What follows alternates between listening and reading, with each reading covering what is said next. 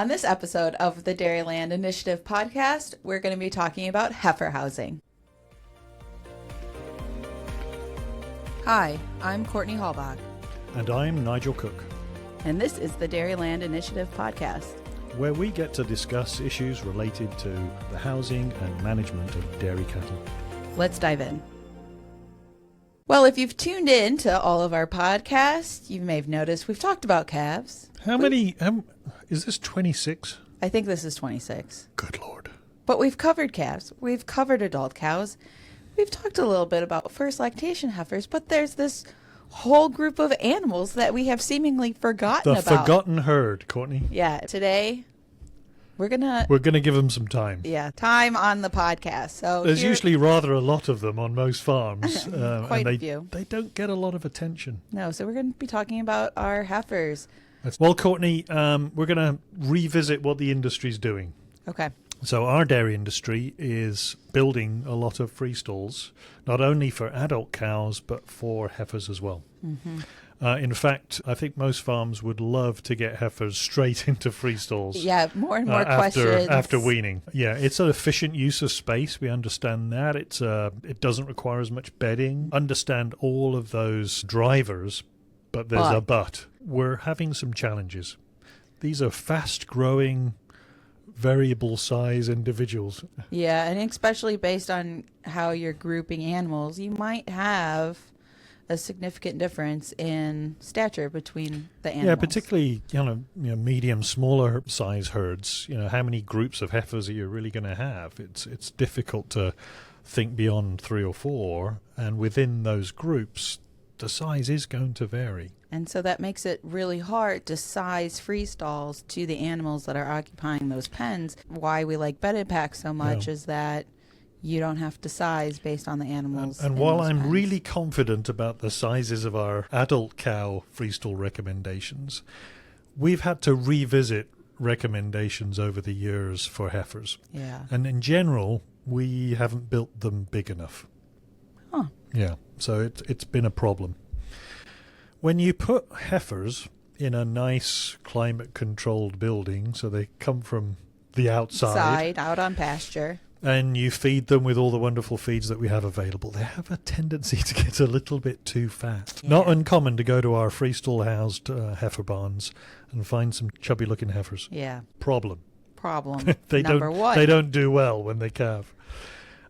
Another one, and this is a phone call we get probably at least once a month, where someone's recognizing heifers with very posty back legs, what we call posty legs.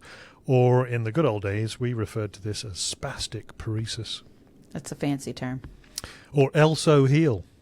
Never heard of that one. There was a bull called Elso, and his offspring all had this. Seemed to have quite a lot of spastic paresis. Yeah. Yes. Okay. And this is characterized by a heifer that kind of points her back leg and tips her toe on the floor. So she'll have her leg completely extended and sort of tip her toe on the floor behind her. I think the geneticists, again, have kind of been blamed too much for this condition. And I think as we've revisited this, there might be other things at play. Are you going to say their housing might be involved? Might be, just saying. Another thing that we've experienced on a couple of visits is angular limb deformities, especially of the front legs. So you see this in horses, we call these windswept. Oh. They're this turning out of the front foot. And then we see some little lumps and bumps, and this one's actually inswept. It's kind of completely growing in the wrong direction, kind of towards the medial side of that animal. What are those? Yeah, I'm going to leave that answer to you because I have no idea. A group of conditions we refer to, certainly on the equine side, as angular limb deformities. When you look at the physis, the soft squidgy bit at the end of the bone, and when that closes, for the metacarpal metatarsals, that closes at birth. But for at the proximal end, but at the distal end, which is the bottom end, it doesn't close until the heifers basically calve. So if that physis is open, it's susceptible to trauma. And if you traumatize it, you may scar it, and then the growth will occur on one side but not the other. So that's why the sort of you get this sort of wonky shaped bone. And I don't see a fix to that. Surgery. they'll do surgery on horses anyway, on foals with this, but probably not cows. Yeah. We think the phalangeal growth plates probably follow a similar pattern, but we don't really know. This may be due to, again, very fast growth rates. Mm-hmm. You see that in foals. It could be due to mineral imbalances. So, maybe we haven't got the diet quite right, and minerals are important for bone density and growth. Yeah, genetics may have a part to play. We'll throw those geneticists a little bone here. But for the most part, when I've been, and it's been front feet, it's this old brisket locator lower rail of the divider loop problem. We talked about that in our freestall episodes about brisket locators, and you'll often see an entrapment point between the two, and those little heifers are getting their legs caught and traumatizing that bone there. So when we eliminate that, either by taking the brisket locator out, putting the lower rail lower or higher, you can choose which one to do. You can eliminate the problem. Okay. I didn't have any chintzy 90s. We did put a star shape. I did put a little star the there. Slide, which kind of came in a little slow. I got serious grief, folks, from my word art from Yeah, word art was when I was in elementary 1999. school. So we've moved on. We've moved on. Okay, I did a little star instead.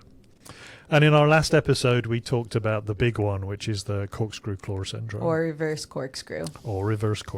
So that's why we are recommending bedded packs for housing heifers really through to breeding age. Okay, I can live with that. Get them pregnant. Yeah.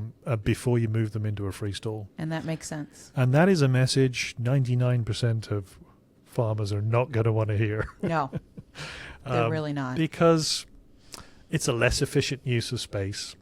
It costs more bedding. A lot of bedding. Yep. The facility itself is cheaper to construct.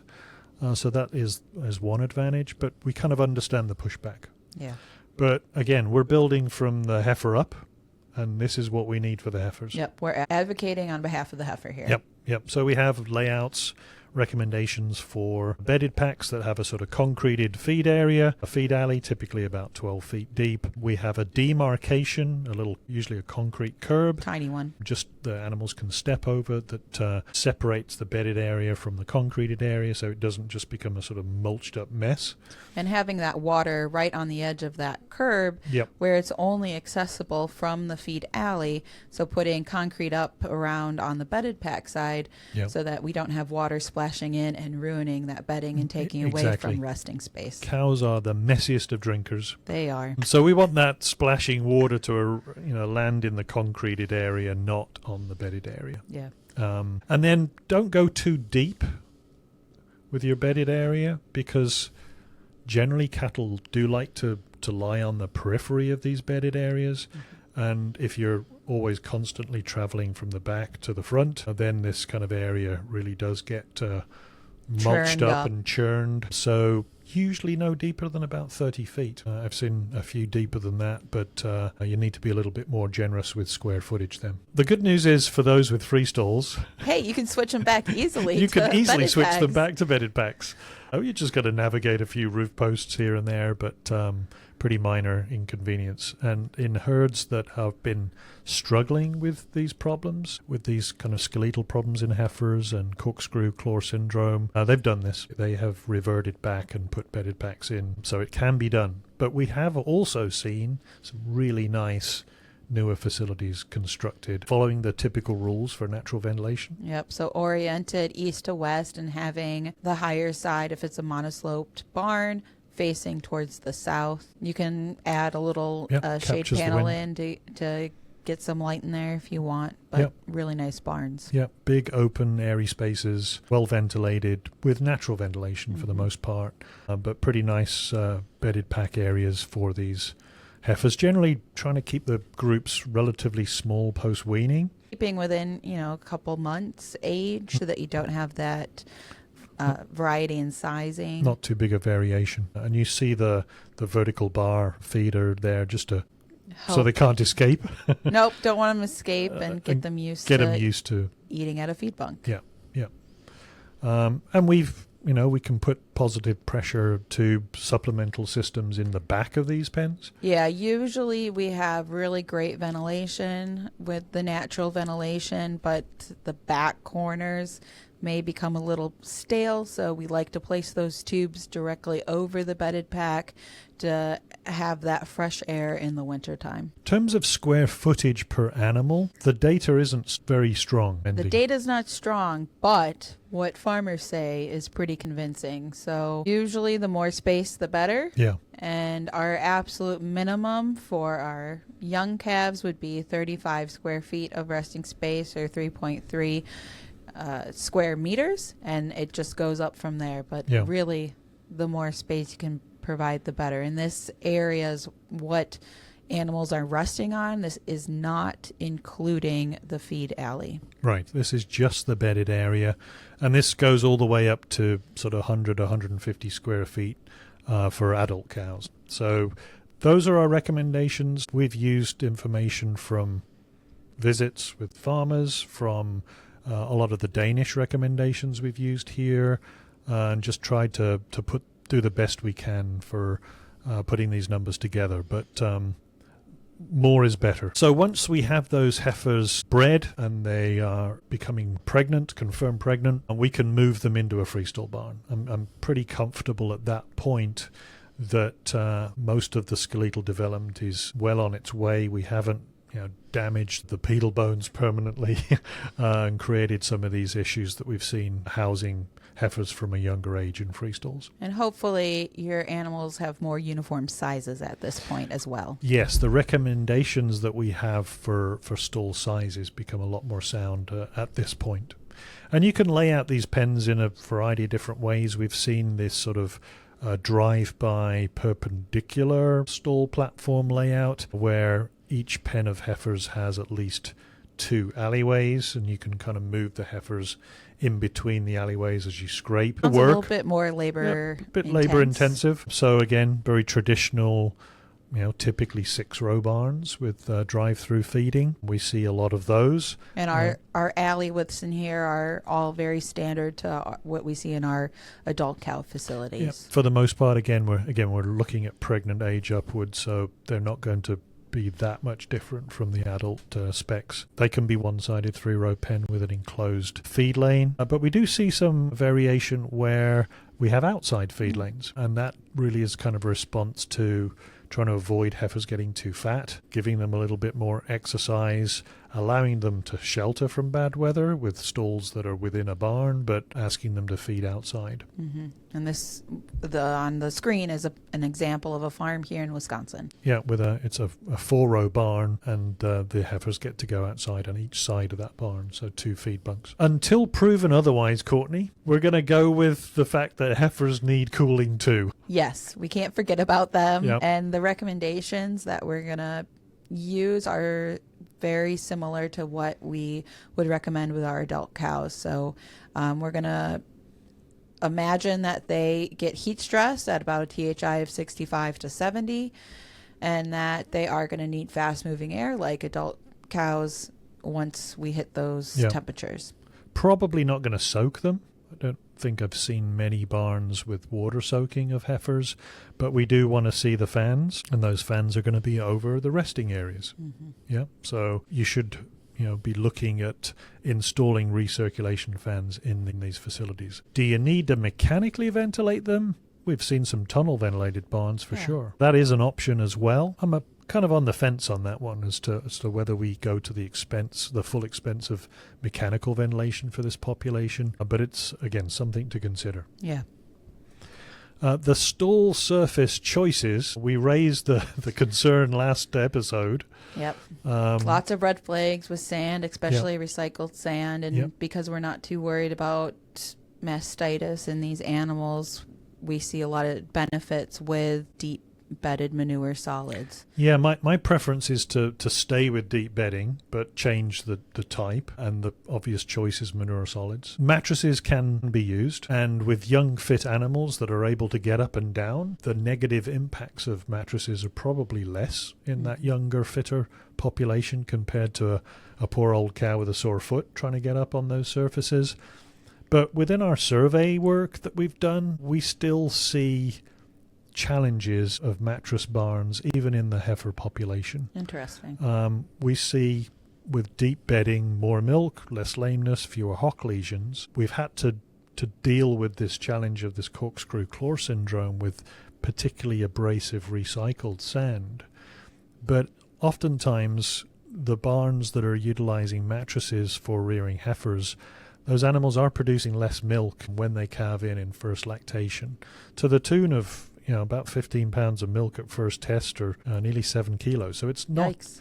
it's not an inconsiderable issue is here. Something you need to talk about. So we see more injuries and so on. Less acceptance of stalls without that deep cushion of bedding. So we want a nice, comfortable place for these animals to rest. So the recommendation is still deep bedding. It's just take a look at manure solids. Okay. If we haven't got corkscrew claw issues, once these animals are pregnant, we can likely use sand, but try to avoid, very abrasive sand. So sand isn't, completely eliminated, and I'd always want our pre-fresh heifers on sand. But it is a choice of, when you switch. I think it's important not exposing too young a heifer to a very abrasive surface. That's Makes what sense. we're trying to avoid. And so we've seen manure solids be a pretty viable option for these heifer barns. The heifers aren't quite as clean as they used to be with sand bedding, but you kind of have to live with that. Okay. The stall dimensions, again, I alluded to the fact that we've kind of revisited those, and they're certainly not as robust as our recommendations for adult cattle, but I'm getting pretty confident in them because we've been able to, be involved in some, building of these facilities and revisit them and look at, the size of the heifers using them. And, 10, 15 years ago, the biggest thing was that we're building the platforms too short. Okay. We were underestimating the length of these animals, so we needed to build them longer. And I really hate high curbs. Yes. The worst thing for a little heifer to experience is backing off a really high curb. Basically falling off a cliff. Yeah, it's like falling off a cliff. So try to keep the curbs as low as possible. We were seeing, 8 to 10, 12-inch high curbs. That's too much, I built one at 6, and that farmer has always complained that it's too low. Because when you're scraping, you might have a problem with the manure wave. But I always remind him it was good for the heifers. And so these recommendations are all based on the average size of the animals that are using the pens, and they can be found on our website at the Dairyland Initiative. Yeah. Generally, the width recommendations over the years have held up. Just the animal size variation gets us there in the groups, but the length has been the issue, especially when you put a nice big chin clipper bar in the way. And let's refer back to the Lunge and Bob episode for anyone that And again, wants if to hear more. you're dealing with a young, fit population, Yeah. they will get up and down. Yeah. They'll be fine, but we could do better. So poor stall design, an uncomfortable stall, a barrier somewhere where you could potentially get your leg caught and get hurt. You're going to see some alley liars. little alley liars, little heifers that just say it's easier to just get up and down out here. And even in the best barns, You'll still get some. You'll get the occasional one that does this. May have had a bad experience, got stuck in a stall. I was at a barn a few weeks ago where the heifer had got caught underneath the neck rail in no man's land, and fortunately had a few students where we managed to hoik her out of there without having to undo too many bolts. But lunge obstructions, hard surfaces, high rear curbs, they're the things that we associate with rejection of stall usage. And the other main reason might be Stocking density? Stocking density. You might have too many in the pen, and this is particularly acute in the pregnant group. As the age group increases, this is the sort of rate limiting step. Feeding animals into the pre-fresh pen. Farmers are conditioned not to overstock the pre-fresh pen. For good reason. So all the pressure reverts back onto that pregnant population, which is the population I'm saying can be in free stalls. Yeah. And we visited barns that had 3.5 heifers per stall. Yikes. Yeah, so, there's maybe a reason why there might be a few animals lying in alleyways in that type of situation. So stocking density can be an issue. Yeah. Is this the most frequent visited page on our website? I would say the feedbunk recommendations for replacement animals is one of the top, it's the top hits. go-to pages. We are always asked this. What is the throat height recommendation for an animal of a given size? So what's the throat height, Courtney? I don't know. I need to read the website. You've got to read the website. So this is the standing surface, the cow alley. The throat height is the height of the manger wall relative to where the cow's throat would meet when she's leaning over and eating. That's what we call the throat height. And if you're just building a wall with a post and rail bunk, it's the top of the wall. Okay. Yeah. If you're using a headlock, it's the top of the lower rail of the headlock. Mm-hmm. So when you build the wall, you have to accommodate the headlock. That is part of the throat height. And I think sometimes... Because it's what the animal is experiencing. Yeah, it's what the animal experiences, and I think oftentimes there's a bit of a disconnect between the builder and the farmer in terms of what they're doing there. So these walls frequently get built... Too high. And too low. They're all over the place. So that is one of the bigger challenges. And we kind of see that here in this breeding age population. We went and surveyed heifer barns in 2017, 14 to 29 inches. Jeez, that's a range. that's a 100% range. And so we basically double it. So yeah, we're recommending 16.5 to 18 inches for that age population, and you can find anything out there. So we're not following good recommendations, and we believe that table is pretty solid. Yeah, that one, we're confident in those numbers. When people have followed it, we haven't had callbacks to say we were wrong. Not too many anyway. So get your throat height right, get your upper rail height right. That is absolutely critical for these barns. And what we see is pieces of wood. So you can adapt. If you screw up, you can make it higher. It's hard to make it lower. Yeah. But we'll often see a bit of wood stuck in between the bottom of the headlock and the top of the wall. And the reason for that is if you put it too low, they don't lock. Yeah. So the heifer doesn't push the bottom of the headlock enough when she's eating for it to flip. For it to lock. So it is a pain in the ass when you get this wrong. You just swore on the sorry. podcast, Dr. Cook. My gross apologies. So, but you can imagine if you're trying to lock up and do your preg checks and your vaccinations and you've built this wall too low. Yeah. It's a problem. Now, is there a pen that you would recommend having the headlocks in versus post and rail? Try to avoid headlocks as much as you can, which again isn't what the industry's doing. We're trying to get animals into headlocks. Breeding age. When you're working with animals, that's when you would use headlocks. Pregnant animals, when you're doing preg checks, there's a need for headlocks at certain age groups. General rule of thumb, use slant bar rails, try to avoid headlocks where you can, and consider using a chute. So for those management tasks, we see barns like this where there's a chute in the barn. That's a kind of cultural shift in terms of how we're used to working with the animals. But it may be best to reduce the amount of headlocks and perhaps work through a race system, as our beef colleagues do. All right. The bunk itself, more so we've seen this in Europe, but I really like these recessed bunks where it kind of keeps the food in front of the heifers. Pretty easy to clean out before fresh feed is dropped, but consider a recessed bunk, or if it's a flat surface, we're going to have to push up. more frequently. That food is going to have to be pushed up relative to the bunk fairly frequently. Yeah, so heifers aren't Yeah. reaching for their food. Now, if you're watching, you'll see a bunch of pictures with various Of my foot. grooves and then Dr. Cook's foot. So is this some new trend of taking a selfie of your shoe? This is how we evaluate floors, Ah. Courtney. For perspective, you put your foot there, so you can see how the grooves are relative Yeah, you've to got your quite foot. a big foot. I've got it's better to put a tape measure in there as well. So if you've got a tape measure, and this just emphasizes concrete flooring's a mess. There are so many different grooving patterns and finishes that we see in heifer barns. And if you look for recommendations, you won't find them, because this is another common request is what should we do for grooving for a heifer barn? Yeah. We've tried different things. We've tried using the adult cow groove. Mm-hmm.